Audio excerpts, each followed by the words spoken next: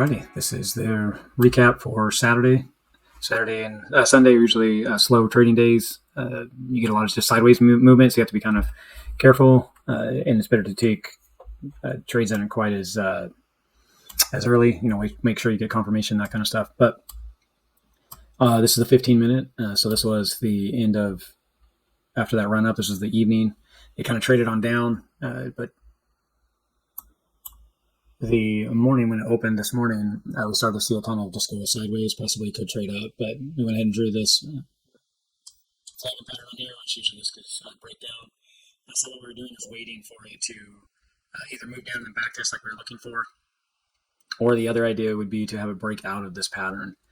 So you can see it start to break out and then it stall, which is a good sign of a fake out breakout. So it started to break out and then came back through right at the end. The last 25% of that flag, it started to break down. So what I looked for was basically when it back tested its breakout. So I got the breakdown and back test. Normally you like to have two closes in a breakout, but on the Saturday, a lot of times you don't get as much strength in the move. And then basically you could trade it, a 3-to-1 idea would have got you out here. If you just let it run down, that wouldn't have been a bad idea either. You also could have got out, right here, it actually back tested. And if you go down to the 5-minute, it actually did the rule where it broke up to 21 and then broke down. So you could have got out up in here as well. Any of those exits would have been good exits. I mean, you're 3-to-1, you would have got out, right? If you back test, you would have got out at like 1.6-to-1. If you let it trade on down and got out on this other back test, you would have been 3.9. So you can see that you're not gaining a lot by waiting. If you were watching, you could have got out at 5.1, depending on what you're looking at. But if you use the simple rules of trading, you would have got out here at the 1.6. If you had a 3.1 set up to target, it would have just taken you out because it would have hit the target at 3.1. Just having the stops put on in your trade.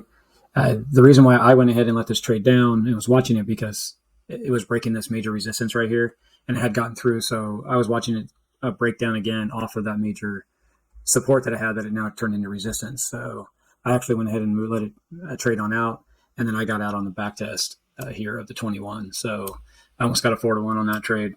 And now we're going into the change again for the evening. We'll just watch to see how it goes.